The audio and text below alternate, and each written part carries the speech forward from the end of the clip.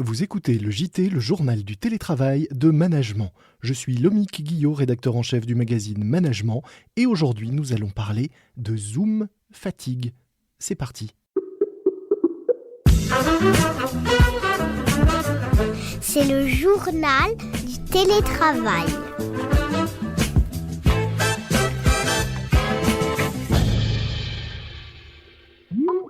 Comme beaucoup de Français, vous appréciez le télétravail, mais vous commencez à trouver l'isolement pénible, à ressentir un manque de lien social. Et pourtant, le prochain qui vous propose un apéro Zoom, vous pensez que vous allez le passer par la fenêtre. Comment, alors que nous vivons un troisième confinement, concilier pourtant ce besoin de lien et ce ras-le-bol de la visio? Eh bien, c'est ce que nous allons voir aujourd'hui dans ce nouvel épisode du journal du télétravail avec Charlie Clark, journaliste et animateur, spécialiste de la prise de parole et fondateur du cabinet Wistcom qui accompagne les entreprises et leurs dirigeants dans le cadre de leur prise de parole publique. Bonjour Charlie. Bonjour Lomig, vous allez bien? Très bien, et vous? Ouais, super. Pas fatigué? Non, moi ça va. Pour l'instant, je supporte Zoom, je supporte Teams, Google Meet, ça va à peu près. Alors on a de la chance, on fait un podcast, donc on n'a pas l'image, on n'a que le son, et c'est vrai que ça permet, mais peut-être qu'on va en parler, de mieux se concentrer sur ce que l'autre a à dire et sur son propre ressenti. Ouais. C'est une question que vous me posez là? Ça peut être une première question. Est-ce que l'image finalement n'est pas plus source de stress qu'autre chose? Alors, c'est vrai que, puisque vous évoquez ce phénomène de la Zoom fatigue, il y a deux grandes causes qui créent cette Zoom fatigue. La première cause, c'est que on s'en rend pas compte, mais sur Zoom, Teams ou encore une fois Google Meet, il y a un léger décalage entre le son et l'image. Mmh. Et ça, c'est dû tout simplement à la connexion Internet. Et ce décalage, encore une fois, on s'en rend pas compte, mais il oblige notre cerveau à recoller le son et l'image et donc à se concentrer beaucoup plus pour avoir une communication qui soit fluide et compréhensible. Ça, c'est le premier facteur. Et le deuxième facteur, il est lié justement au fait que nous soyons sur des petits écrans à travers une petite caméra et que finalement, quand on s'exprime en visio, eh bien, on a beaucoup moins de feedback de la part des personnes qui nous écoutent.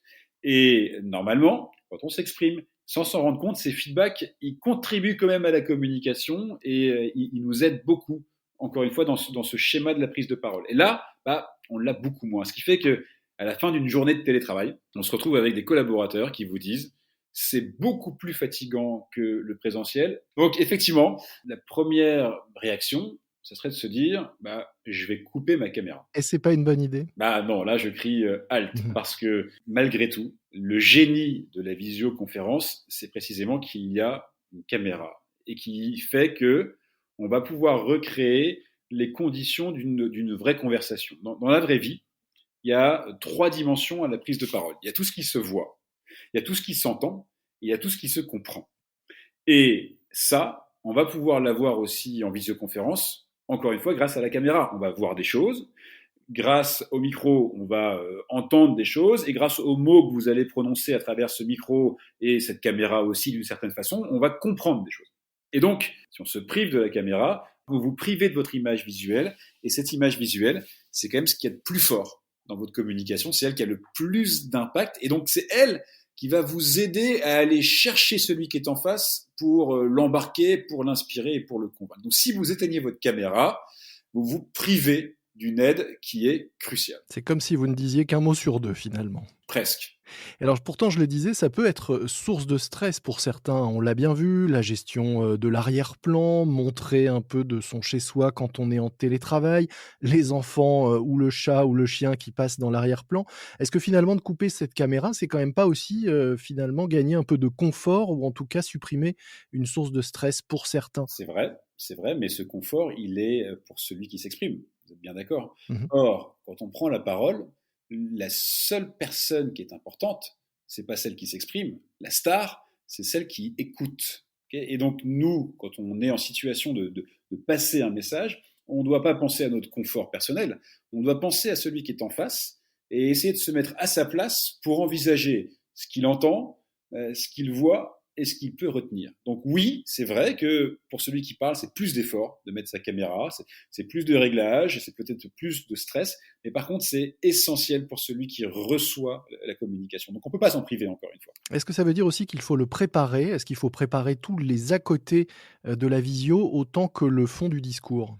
Bien sûr, ça veut dire que puisqu'il y a de l'image visuelle, de l'image sonore et du fond, il faut se concentrer sur les trois dimensions. Et là, soyons clairs, l'OMIG, nous, vous l'avez compris, on accompagne des dirigeants tous les jours. Et Mmh. notre constat, il est clair et sans appel, c'est que la plupart des dirigeants, ils se concentrent sur le fond.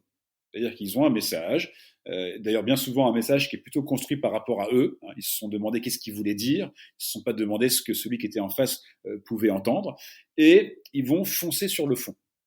Or, quand vous faites ça, en fait, vous vous concentrez juste sur un des trois piliers de la communication. Ce qui se voit est tout aussi essentiel, et ce qui s'entend, c'est-à-dire la voix, le ton, le rythme, les silences, est tout aussi essentiel que le fond. C'est ce qu'on appelle chez nous la congruence. Il faut une bonne congruence entre ce qui se voit, ce qui s'entend et ce qui se comprend. Et on ne peut pas juste se préoccuper d'un des trois piliers. Alors malgré tout, on va se préoccuper, ici d'un seul pilier puisqu'on est là pour parler de visio, même si on a bien compris l'intérêt, de travailler les 3. Mais si là, notre préoccupation, c'est l'image en visio, quels sont, vous, les conseils que vous donnez de façon très concrète pour préparer une prise de parole et soigner justement cet aspect visuel de celui qui va, parler? Premier conseil, si vous voulez recréer de l'humanité, parce que c'est un peu ça qu'on recherche, hein, c'est recréer une forme de réel, une forme d'humanité, même à distance. Mmh. Eh bien, c'est de considérer cette caméra qui est là comme un vrai humain. Parce que si vous regardez cette caméra dans les yeux, eh bien, celui qui est en face, celui qui est à l'autre bout de l'écran, lui, il va avoir l'impression que vous le regardez réellement. Donc le premier conseil, c'est regarder la caméra. C'est dur, hein. C'est dur parce que spontanément, ce qu'on veut faire, c'est regarder l'écran avec le retour. Et c'est là où on voit la personne. Mais si on regarde la personne sur son écran, on ne la regarde pas, on a un regard fuyant. Donc il y a une sorte de schizophrénie, c'est je regarde la caméra. Mmh. Pour que ce regard il soit encore plus naturel à l'égard de cette caméra, conseil, vous prenez une pile de livres, vous la mettez sous l'ordi et vous surélevez l'ordinateur pour mettre la caméra à hauteur de visage. Dans la vraie vie, on regarde son interlocuteur dans les yeux. Là, c'est pareil, il faut regarder la caméra dans les yeux à hauteur de visage. Et pour se souvenir qu'il faut regarder la caméra, peut-être troisième conseil, prenez un post-it, vous le collez à côté de la caméra, et comme ça, vous vous souvenez que c'est là absolument qu'il faut regarder pour créer de la vraie relation avec celui qui est en face. Pour l'arrière-plan, qu'est-ce qu'on fait? Qu'est-ce qu'on évite et qu'est-ce qu'on privilégie? Ouais, bonne question. Ce qu'il faut juste noter, c'est que, encore une fois, tout communique. Mmh. L'arrière-plan, c'est une image visuelle, donc ça va communiquer. Et moi, j'ai un conseil, c'est on fait sobre. On fait sobre parce que, encore une fois, ça communique et ce qu'on veut, nous, c'est que le public, il nous écoute. Donc si vous avez un arrière-fond qui est compliqué, avec des livres, avec des photos, avec une bibliothèque, avec plein de choses à voir dedans, forcément, moi, c'est humain, en tant que spectateur de ça, bah, je vais essayer d'aller voir ce qui est derrière. Et donc quand je fais ça, je vous écoute plus.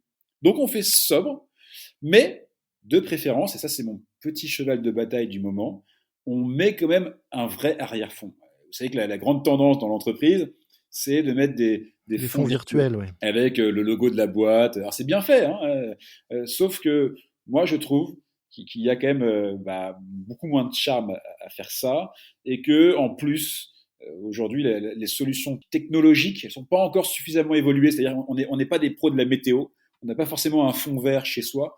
Donc quand on met un fond virtuel, bah il y a souvent une oreille qui est coupée, la moitié de la tête qui disparaît, etc. Donc c'est pas très propre. Soyons honnêtes.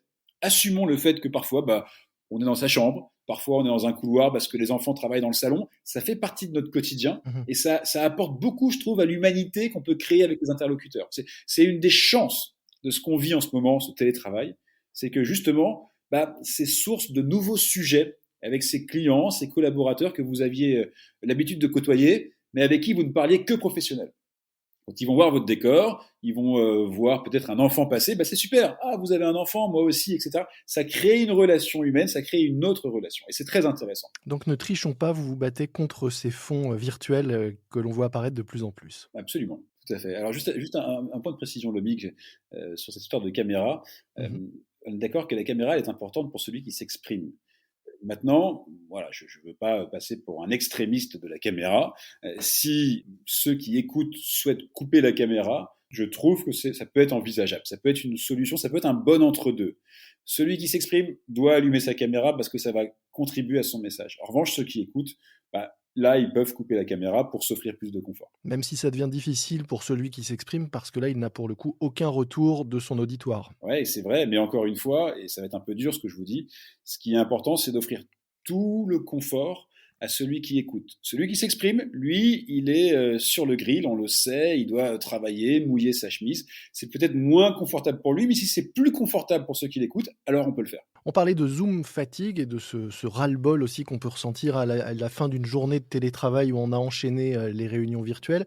Est-ce que vous êtes de ceux qui pensent qu'il faut quand même les limiter, ne les utiliser, vous le disiez, que quand il y a un message important à faire passer et essayer de multiplier plutôt d'autres formes de canaux selon les circonstances et le type de message ou le type de communication qu'on a à faire? 45 minutes, ça me paraît aujourd'hui être la durée optimale pour une visio. Ça, c'est la première chose. Et puis, on limite aussi le nombre de personnes invitées à cette visioconférence. Parce que ce qu'on a vu, c'est que c'était tellement facile d'inviter toute l'entreprise que des gens se retrouvaient dans des visios et ils n'avaient rien à faire là. Et donc, ils enchaînent des visios avec finalement l'écran qui est ouvert d'un côté, ils écoutent d'une oreille la visio et puis ils continuent à travailler de l'autre. Ça, c'est terriblement fatigant et ça contribue très fortement à la Zoom fatigue. Donc, on va limiter la durée de ces visios et puis on n'y va que si on a des choses à y faire. Et pour ça, le rôle de l'animateur, il est central. Ça oblige des nouvelles compétences à ces managers. Ça leur oblige à savoir aussi animer des réunions à distance avec l'obligation de finalement être un peu directif. Les visios qui se passent mal, les visios qui sont fatigantes, c'est des visios où il n'y a pas vraiment un chef qui est là, qui drive ce qui se passe.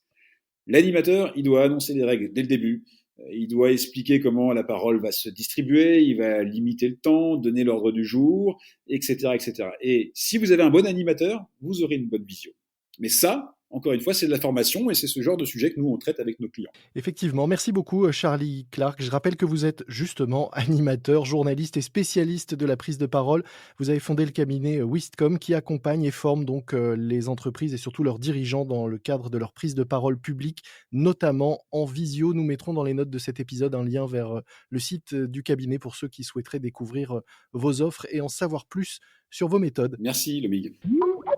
C'est la fin de cet épisode du JT, le journal du télétravail de management. N'oubliez pas de vous abonner sur toutes les plateformes d'écoute. Vous serez ainsi prévenu de la sortie de chaque nouvel épisode. Moi, je vous dis à très vite. D'ici là, soyez prudents, portez-vous bien et bon télétravail à tous. C'est le journal du télétravail.